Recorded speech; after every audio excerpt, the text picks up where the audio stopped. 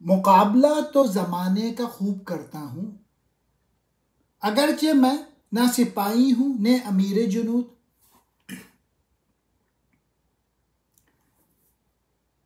मुझे खबर नहीं ये शायरी है या कुछ और,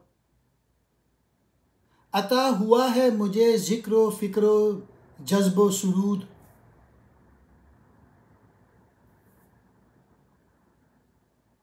जबीन बंदे हक में नमूद है जिसकी, उसी जलाल से लबरेज है ज़मीर वजूद।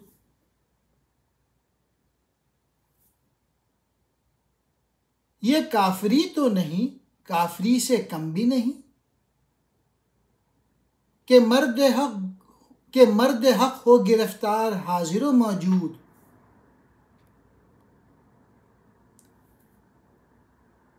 गमी न हो कि बहुत दौर हैं अभी बाकी, गमी न हो कि बहुत दौर हैं अभी बाकी। नए सितारों से खाली नहीं सिपरे कबूद। अगरचे ना मैं सिपाही हूँ ना सिपह सालार, लेकिन ज़माना हाजिर में जो खराबियाँ मौजूद हैं उनका मुकाबला बहुत अच्छी तरह कर रहा हूँ और लोगों को इसकी खराबियों से पूरी तरह आगाह कर रहा हूँ। जो कुछ मैं कह रहा हूँ मुझे खुद मालूम नहीं कि यह शायरी है या कुछ और, लेकिन अल्लाह ताला ने मुझे अपनी याद देकर और अपनी ज़ात व सिफ़ात में गौर व गौस की नेमत अता करके मुझे एक मस्ती और नगमगी सी कैफियत पैदा करती है। मैं समझता हूँ कि मेरी शायरी रस्मी शायरी नहीं है, बल्कि इसमें मेरे ज़िक्र फ़िक्र जज्ब और सुरूद का इज़हार है।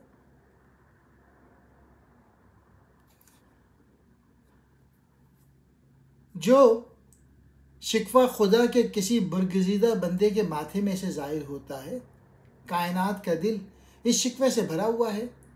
यानी कायनात में जहाँ कहीं भी शिकवा नज़र आएगा वो बंदा हक या मर्द मोमिन के जलाल की वजह से ही होगा, या फिर चूँकि जलाल वजूद की असल है, इसलिए अगर तू अपने वजूद को दुनिया पे वाज़े कर दे, यानी दुनिया वालों को अपने वजूद का यकीन दिला दे, तो तेरे अंदर भी शान जलाल पैदा हो सकता है। यानी तू भी बंदा मोमिन बनने की कोशिश कर।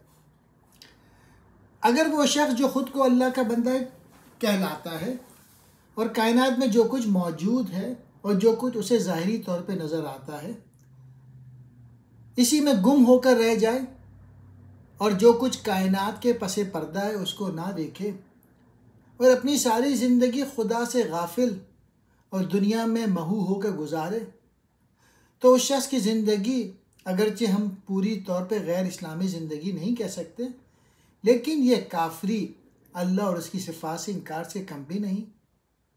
मर्द हक तो वो है जो अपने हर लम्हे को, अपने हर काम को खुदा की मर्ज़ी के मुताबिक करे।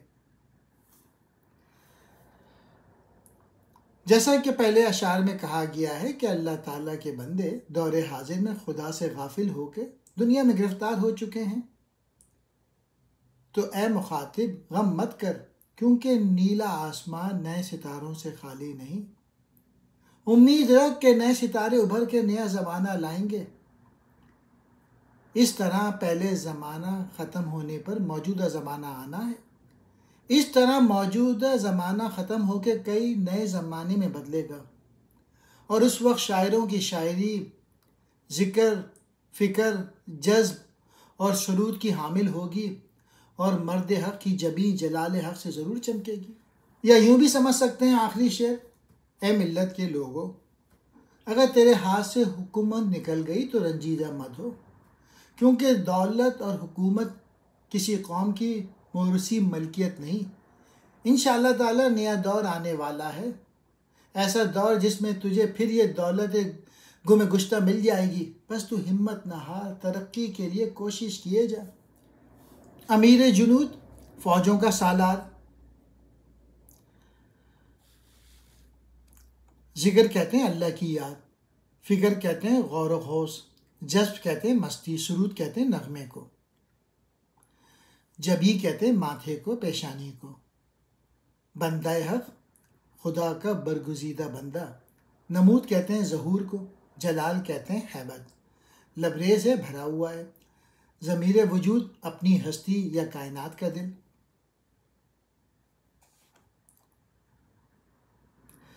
मर्द हक, अच्छा गमी ना हो गम मत कर। मर्द हक अल्लाह का बुरगज़ीदा बंदा, हाजिर और मौजूद, जो कुछ कायनात में मौजूद है और नज़र आता है। गमी ना हो गम मत कर, दौर कहते हैं ज़माने को। सिपर कबूत, नीला आसमान। ये कायनात छुपाती नहीं ज़मीर अपना, कि ज़र्रे ज़र्रे में है ज़ौक़ आशकाराई।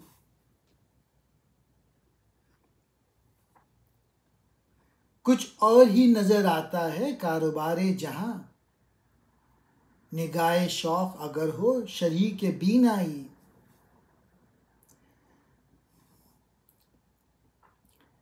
इसी निगाह से महकूम कौम के फर्जंद,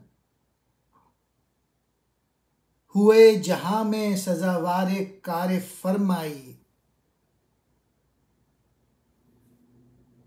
इसी निगाह में है काहिरी और जब्बारी, इसी निगाह में है दिलबरी और रानाई।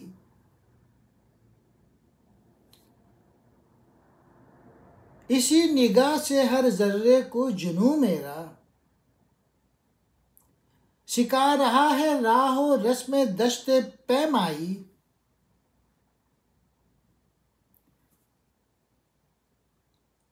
निगाहे शौक मयस्सर नहीं अगर तुझको, तेरा वजूद है कल्बो नज़र की रुसवाई। इस दिलकश नज़म में इकबाल ने निगाहे शौक या जज्बा इश्क के समरात बयान किए हैं। इकबाल ने इस हकीकत को बार बार वाज़े तौर पे बयान किया है कि जब तक मिल्लत के लोग अपने ज़मीर की गहराइयों में इनकलाब पैदा नहीं करेंगे, वो दुनिया में कोई इनकलाब बर्पा नहीं कर सकते। चुनांचे कहते हैं इस कायनात की तख्लीक इस नहज पे हुई है कि इसकी बातनी खूबियाँ हर वक्त ज़ाहिर होती रहती हैं। हर शय अपने मकाम को हासिल करना चाहती है और इकबाल ने इस मकाम के हुसूल की कोशिश को ज़ौक़ आशकाराई से ताबीर किया है। दूसरे शेर में कहते हैं बस अगर निगाह शौक़ भी शरीक बीनाई हो जाए, यानी अगर मिल्लत के जो लोग हैं इश्क़ रसूल की बदौलत अपनी बातनी हिस्स को, जिसे इस्तिलाह में बसीरत कहते हैं, बेदार कर ले, तो उसे ये दुनिया सिर्फ अनासिर का खेल नज़र नहीं आएगी, बल्कि वह इस हकीकत से आगाह हो जाएगा कि यह कायनात इसलिए पैदा की गई है कि मोमिन इसको अपने तसर्रुफ़ में लाके इसमें अल्लाह के कानून को नाफिज करे और इस तरह इस दुनिया को बनी आदम के लिए रहमत बना दे।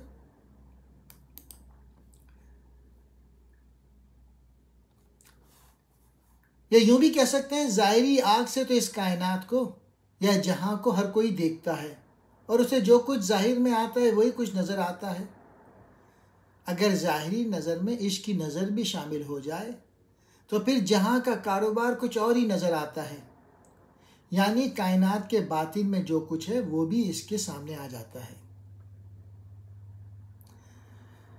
फिर तीसरे शेर में कहते हैं जब भी किसी कौम के नौजवानों ने, किसी ग़ुलाम कौम के नौजवानों ने अपनी ज़ाहिरी बीनाई में इश्क की निगाह शामिल कर ली है तो वो दुनिया में ग़ुलामी से निकल कर हुक्मरानी के लायक बन गए हैं।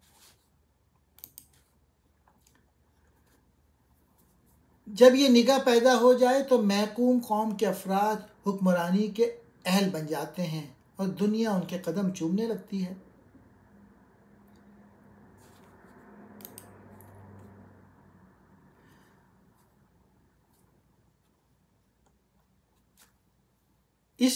इसी निगाह शौक़ की बदौलत खुदा के बंदे में बातिल के साथ मुकाबले के वक्त कहर, जबर, हैबत और दबदबे की शान पैदा हो जाती है और इसी निगाह शौक़ से जब उसका वास्ता अपनों से यानी हक़ परस्तों से पड़ता है तो वहाँ ये निगाह अपने अंदर महबूबी और ज़ेबाई की शान पैदा कर लेती है। यानी बंदा मोमिन जब निगाह इश्क पैदा करता है तो काफिरों के लिए उसकी नज़र काहिरी और जब्बारी वाली, और मिल्लत के लोगों के लिए उसकी नज़र दिलबरी और रानाई वाली होती है। यानी इसी निगाह शौक़ की बदौलत मिल्लत के लोगों में काहिरी यानी रंग जलाल नज़र आता है। काहिरी की बदौलत वह दुनिया में हुकूमत हासिल कर लेता है, और दलेरी की बदौलत उसका वजूद अहले दुनिया के हक़ में रहमत बन जाता है। इसी निगाह की बदौलत मिल्लत के लोगों में दश्त पैमाई यानी जद्दोजहद का मादा पैदा हो जाता है, और इसलिए वह हर वक्त बातिल से बरसरे पैकार रहता है।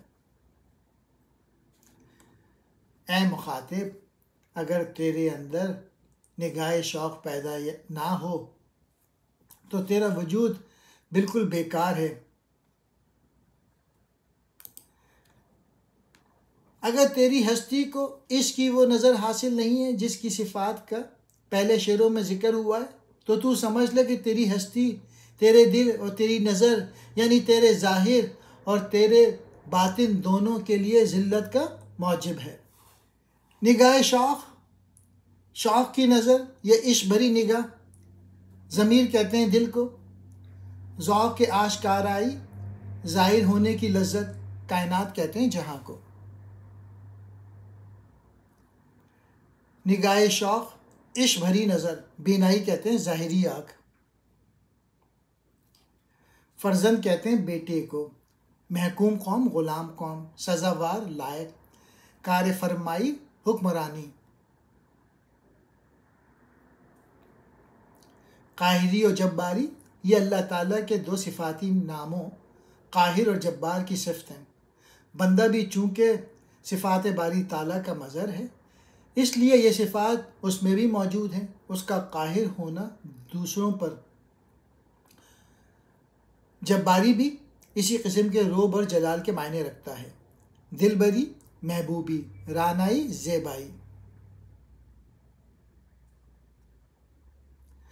राह और रस्म तरीक़े और रस्में, दश्त पैमाई बयाबान नापना या अबूर करना, जुनून कहते हैं इंतहाई इश्क को। वजूद कहते हैं हस्ती को, कल्ब कहते हैं दिल को, रुसवाई कहते हैं ज़िल्लत, मैसर होना हासिल होना। निगाह शौक़ इश्क की नज़र, महरो माहो मुश्तरी चंद नफ्स का फ़रोग़, इश्क से है पायदार तेरी खुदी का वजूद।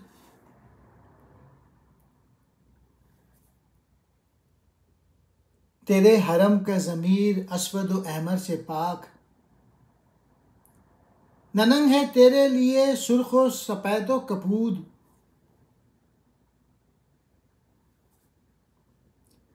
तेरी खुदी का ग़याब मारकाए ज़िक्र फ़िक्र,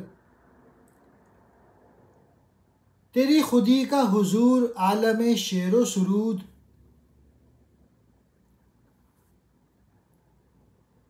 रूह अगर है तेरी रंजे ग़ुलामी से ज़ार, तेरे हुनर का जहाँ देर व तवाफ़ व सुजूद। और अगर बाखबर अपनी शराफत से हो, तेरी सिपह इंसो जिन तू है अमीर जुनूद। इस नज़म में इकबाल ने अहले हुनर को खुदी के मर्तबे और मुकाम से आगाह किया है। इकबाल कहते हैं कि आफ़ताब, माताब और दूसरी चीज़ें मसलन ज़मीन और आसमान ये सब आर्जी और फ़ानी हैं, लेकिन खुदी अगर इश्क की बदौलत पुख्ता हो जाए तो लाजवाल हो जाती है। बस तू फ़ानी को छोड़कर बाकी के हुसूल की कोशिश कर। चूँकि दीन की रूह इंसानों में नस्ली इम्तियाज़ नहीं रखती, बल्कि मसावात नस्ल इंसानी का सबक देती है। अगर कोई साहिब फ़न आर्टिस्ट अपने फ़न से नस्ली इम्तियाज़ात के तसव्वुर को तक़वियत देता है तो वो सच्चा आर्टिस्ट नहीं।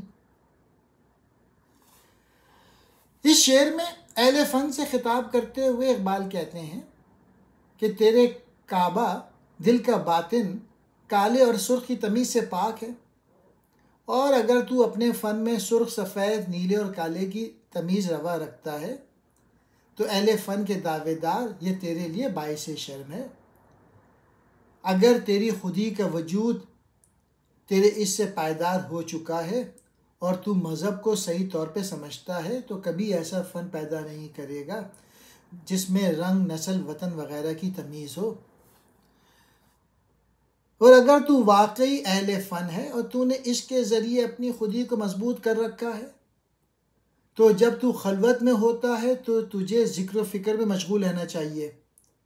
यह तेरी खुदी के बातिन का ज़हूर है और तेरी खुदी की जलवत का ज़हूर तेरी शायरी और तेरे नगमे के जहाँ में नज़र आएगा। यानी खुदी के बग़ैर फ़न हकीकी फ़न नहीं बनता। तू अपनी खुदी की अज़मत के इस बात से अंदाज़ा कर सकता है कि जब तू कायनात में गौर करता है तो ज़िक्र व फ़िक्र की दौलत से माला माल हो जाता है। यानी कायनात में जो क़वानीन नाफिज़ हैं तू उनका मुताला करता है और नई चीज़ें दरियाफ़्त करता है। ये फ़िक्र है। फिर तू साने कायनात की हस्ती से आगाह होकर उसकी अताअत करता है। यह ज़िक्र है। और ये दोनों बातें ज़िक्र व फ़िक्र बज़ाते ख़ुद नहायत कीमती बल्कि खुदी की तरक्की के लिए अशद ज़रूरी हैं। और जब तेरी खुदी को अल्लाह ताला की हुजूरी नसीब होती है तो इस पर फैज़ान समावावी का नाजिल नज़ुल होता है और वो फैज़ान अमूमन शायरी या नगमे की सूरत इख्तियार कर लेता है। इक़बाल ने खुदी की दो हालतें बयान की हैं। पहली हालत वो है जब खुदी कायनात की तरफ मुतवज्जह हो जाती है, इसको खुदी का अय्याब कहा है। और दूसरी हालत वो है जब खुदी अल्लाह की तरफ मुतवज्जह हो जाती है, ये हालत खुदी का हुजूर है। और ये दोनों सूरतें इंसान के लिए मुफीद हैं। फिर चौथे शेर में, लेकिन अगर तू ग़ुलामी की लालच में गिरफ़्तार है और मशरक़ी ममालिक के तमाम अहले हुनर किसी न किस्म की ग़ुलामी में मुब्तला है तो यकीनन तेरा आर्ट ग़ुलामी का लम्बरदार होगा। ए फ़न के दावेदार, अगर तेरी रूह खुदी से बेगाना है और ग़ुलामी की वजह से कमज़ोर हो चुकी है तो तेरे फ़न की दुनिया बुतखाने और उसके फेरे लेने और उसके सामने सजदे करने तक महदूद होगी। यानी तू ऐसा फ़न पैदा करेगा जो इन सिफ़ात से खाली होगी जिनका ज़िक्र ऊपर के अशार में किया जा चुका है। और तेरा फ़न हक़ के बजाय बातिल का नुमाइंदा होगा। और आपको जितने भी आर्ट तक जो नज़र आ रहे हैं आजकल एशिया में, वो सिर्फ कॉपी नज़र आ रहे हैं, कॉपी कर रहे हैं बस लोग, क्योंकि लोग असल में ग़ुलाम हैं ईस्ट में। और आखिरी शेर में,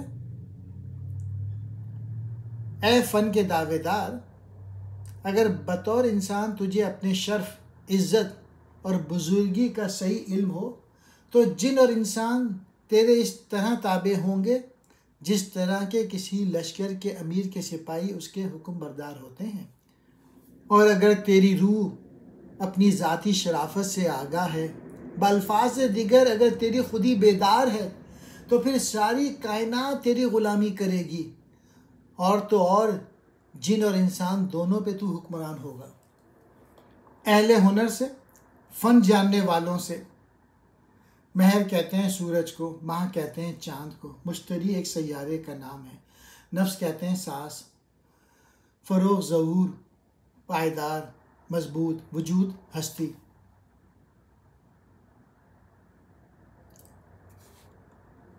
हरम कहते हैं काबे को, ज़मीर, बातिन, दिल, अस्वद काला, अहमर सुर्ख, ननंगे बाइस शर्म है, सफ़ेद सफ़ेद को, कबूत नीला। ग़याब कहते हैं बातिन, खलवत, मारका ज़िक्र और फ़िक्र में मशगूल रहना, हुजूर ज़ाहिर होना, आलम शेर व सरूद, शायरी और नगमे का जहाँ।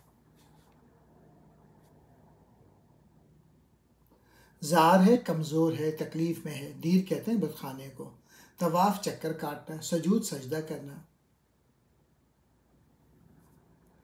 सिपा कहते हैं फ़ौज को, अंस इंसान, अमीर जुनूद लश्कर का सरदार।